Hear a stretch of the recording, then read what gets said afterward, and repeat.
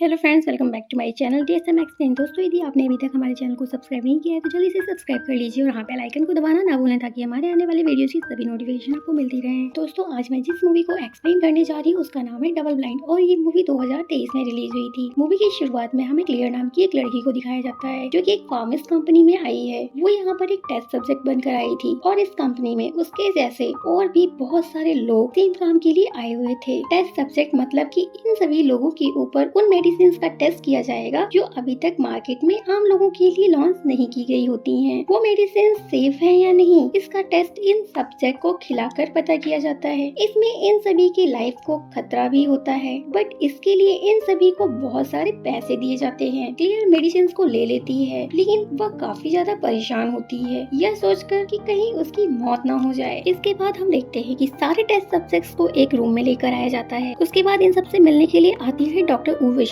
उर्वशी जिनके अंडर में इन सभी टेस्ट सब्जेक्ट के ऊपर टेस्ट किया जा रहा था। डॉक्टर यहाँ पर उन सभी टेस्ट सब्जेक्ट्स को बताती हैं कि आप लोगों को यहाँ पर 5 दिनों के लिए रखा जाएगा और हर एक दिन डोज को बढ़ाकर मेडिसिन दी जाएगी और आखिरी दिन आप लोगों को 85 mg की मेडिसिन दी जाएगी और यदि वो मेडिसिन आप सभी पर सेफ एक्ट करती है तो आप सभी की यहाँ से छुट्टी करके आपको घर भेज दिया जाएगा। लेकिन एक्सपेरिमेंट खत्म होने से पहले किसी भी हाल में आप इस फैसिलिटी से बाहर नहीं जा सकते हैं। उसके बाद हम देखते हैं कि सभी टेस्ट सब्जेक्ट्स मेडिसिन को ले लेते हैं और उसके कुछ घंटों के बाद मेडिसिन का रिस्पॉन्स चेक करने के लिए इनका टेस्ट किया जाता है, जैसे कि blood pressure test, urine test. काफी टाइम तो सब कुछ नॉर्मल होता है लेकिन फिर अचानक से क्लियर को वॉमिटिंग शुरू हो जाती है और जब क्लियर वॉशरूम में जाती है तो वहाँ पर उसे एक आमिर नाम का लड़का मिलता है जो कि क्लियर को बताता है कि मैं एक मेडिकल स्टूडेंट हूँ और मैं पहले भी इस तरीके के एक्सपेरिमेंट का हिस्सा बन चुका हूँ। उसके बाद हम देखते हैं कि अब रात हो चुकी थी और सभी लोग सोने की कोशिश कर रहे थे तो किसी को भी नींद नहीं आती है और इसके साथ ही हम देखते हैं कि उन सभी लोगों को अजीब सी चीजें नजर आने लगती हैं। वो सभी लोग पिछले 2 दिनों से सोए हुए नहीं थे और अब सभी को डर लगने लगा था। वो सभी लोग यहाँ पर ये सोचने लगते हैं कि कहीं इस एक्सपेरिमेंट का हिस्सा बनकर हमने कोई गलती तो नहीं कर दी है। उसके बाद सीन कट होता है और हमें डॉक्टर उर्वशी को दिखाया जाता है जो कि अपने हेड अथॉरिटी से फोन पर बात करते हुए उन्हें यह बता रही होती है कि मेडिसिन टेस्ट सब्जेक्ट्स के नर्वस सिस्टम को इफेक्ट कर रही है। वो फोन पर कह रही होती है कि मैंने सभी की MRI रिपोर्ट्स देखी हुई है। इन सभी टेस्ट सब्जेक्ट्स के ऊपर इतना ज्यादा असर हो रहा है कि इन सबकी जान भी जा सकती है। आप लोगों ने तो मुझे बताया था कि ये मेडिसिन इन्फेक्शन की है लेकिन ये दवाइयाँ इन्फेक्शन की हो ही नहीं सकती हैं। क्या आप मुझे बताएंगे कि ये दवाइयाँ किस चीज के लिए हैं? यहाँ पर अथॉरिटी वाला डॉक्टर उर्वशी को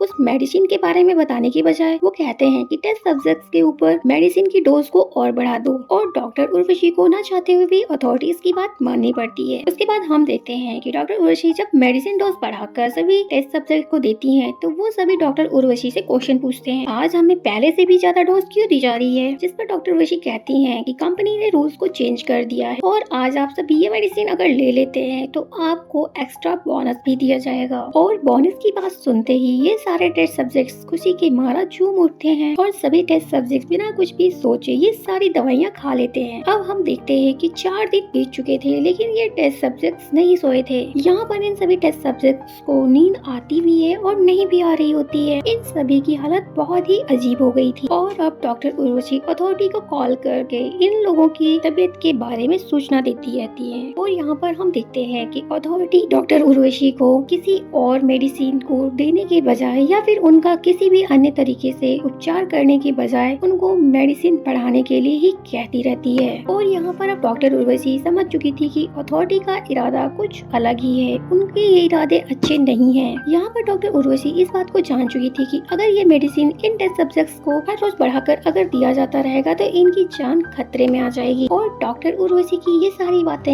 आमिर नाम का वो स्टूडेंट भी सुन चुका था जो कि वो भी यहाँ का एक टेस्ट सब्जेक्ट होता है। डॉक्टर उर्वशी जब अपने केबिन से निकल जाती हैं तब वो स्टूडेंट उनके केबिन में आता है, उन टेस्ट सब्जेक्ट के ऊपर होने वाले एक्सपेरिमेंट के बारे में सारा कुछ सर्च करता है और इन सभी की MRI रिपोर्ट्स भी चेक करता है। और यहाँ पर हम देखते हैं कि डॉक्टर उर्वशी के कंप्यूटर से ये सारे डाटा निकाल कर अपने पास पेन ड्राइव में रख लेता है। MRI रिपोर्ट्स देखकर वो स्टूडेंट बहुत ज्यादा घबरा चुका था क्योंकि वो मेडिसिन टेस्ट सब्जेक्ट्स के ऊपर इतना ज्यादा बुरा असर डाल रहा था कि वो सभी लोग कोमा में भी जा सकते थे और उनकी जान भी जा सकती थी। और उसके बाद हम देखते हैं कि आमिर ने जैसे ये सारे डाटा दूसरे पेन ड्राइव में कवर करता है, ये सारी खबर कंपनी के अथॉरिटीज को भी हो जाती है। अथॉरिटी बिना समय को गंवाए 24 घंटे के लिए उस कंपनी में लॉकडाउन लगा देती है। उसके बाद हम देखते हैं कि क्लेयर अपने एक साथी के पास जाती है तो वहाँ पर उसे देखकर वो बहुत बहुत ज्यादा घबरा जाती है क्योंकि क्लेयर के साथ ही सो चुकी थी और सोने की वजह से उसकी आंखों से, उसके कान से और उसके नाक से बहुत सारा ब्लड निकल रहा था। और हम देखते हैं कि उसके मुंह से भी बहुत सारा ब्लड निकलने लग जाता है और इससे उसकी जान चली जाती है। उसके बाद हम देखते हैं ये सारे टेस्ट सब्जेक्ट इस स्पेशलिटी से निकलने की कोशिश करते हैं, लेकिन यहाँ से कोई भी बाहर नहीं निकल सकता था। इवन हम देखते हैं कि डॉक्टर उर्वशी भी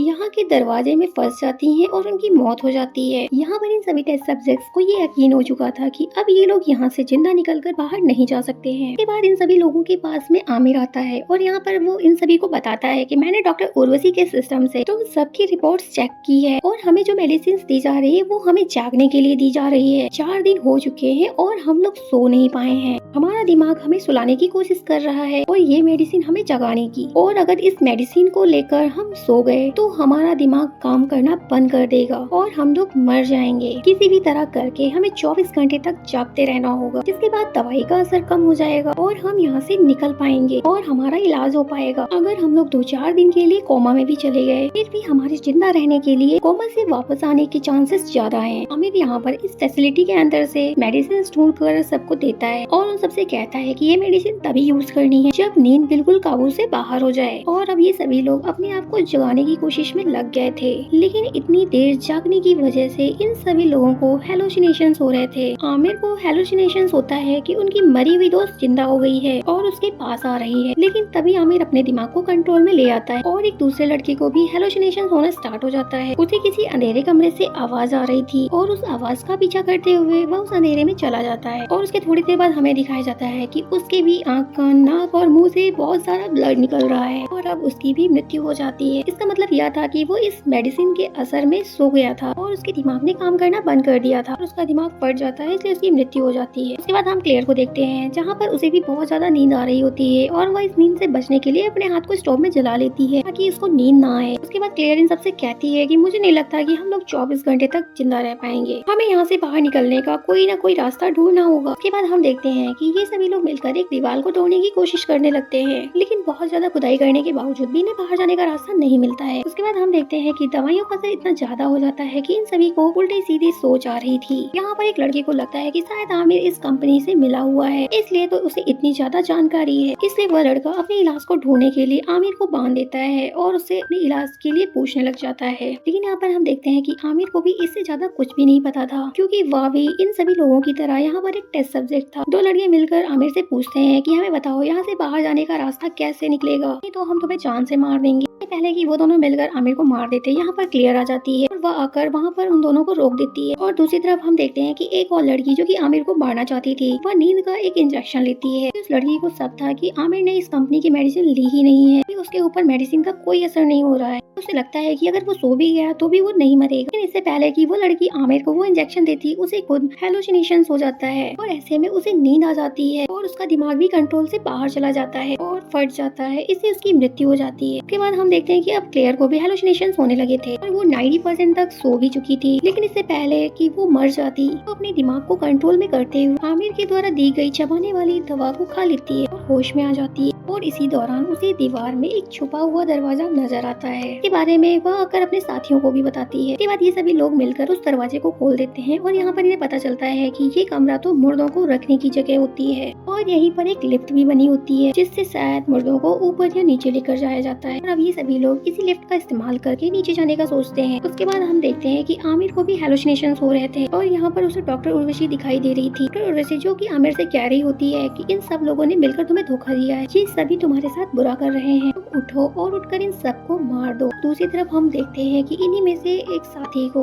आमिर का लेटर मिलता है, जिसमें उसने लिखा था कि लॉकडाउन की वजह मैं ही हूँ। और यह जानकर उस लड़के को बहुत ज्यादा गुस्सा आ जाता है और फिर वह आमिर के पास आ जाता है और उससे इस लेटर के बारे में पूछता है, पर आमिर उसे कुछ भी नहीं बोलता है। और इससे पहले कि वो आदमी आमिर के ऊपर अटैक करके उसे मार देता, आमिर अपने आप को छुड़वाते हुए उसी के ऊपर हमला करते हुए उसे मार देता है। और ये सब क्लेयर और उसका दूसरा साथी भी देख लेते हैं और अब आमिर इन दोनों के ऊपर भी अटैक करने के लिए आगे बढ़ता है। ये दोनों यहाँ से भागने लग जाते हैं। वो आदमी भागकर उसी रूम में आ जाता है जिसे ये दोनों लिफ्ट समझ रहे थे, जिसे बंद करते ही वहाँ पर आग लग जाती है। दरअसल ये रूम लिफ्ट नहीं होती है, बल्कि डेड बॉडी को जलाने वाला रूम होता है। क्लेयर उस रूम में नहीं नहीं गई होती है, इसलिए क्लेयर बच जाती है। और आखिरी में हम देखते हैं कि लॉकडाउन के 24 घंटे भी पूरे हो चुके थे और फिर अचानक से फैसिलिटी का दरवाजा खुल जाता है और यहाँ से आमिर बाहर जाने की कोशिश करता है, लेकिन इससे पहले ही वहाँ पर गार्ड आ जाते हैं और उसे शूट करके मार देते हैं, क्योंकि उन्हें कंपनी की तरफ से बोला गया था कि जो भी वहाँ पर बचे हुए लोग हैं उन्हें शूट कर दिया जाए। और यहाँ पर क्लेयर अपनी जान को बचाने के लिए डेड बॉडी वाला कपड़ा पहन लेती है ताकि गार्ड्स को लगे कि वो मर गई है। उसके बाद गार्ड्स यहाँ पर पड़ी हुई सभी डेड बॉडीज को उठाकर अपने वैन में डाल लेते हैं और उसी के साथ में क्लेयर को भी डाल लेते हैं। और रास्ते में क्लेयर खड़ी हो जाती है, जिसे देखकर वैन का ड्राइवर डर जाता है। यहाँ पर इन लोगों का एक्सीडेंट हो जाता है, जहाँ पर हम देखते हैं कि ड्राइवर की डेथ हो गई थी और क्लेयर जिंदा बच गई थी। मेडिसिन की असर से क्लेयर कोमा में चली जाती है और वहीं पर गिर जाती है। और उसके बाद यहाँ पर सीन कट होता है और हमें 4 साल के बाद का समय दिखाया जाता है, जहाँ पर हम देखते हैं कि क्लेयर एक हॉस्पिटल में एडमिट होती है और अभी तक वह कोमा में ही है।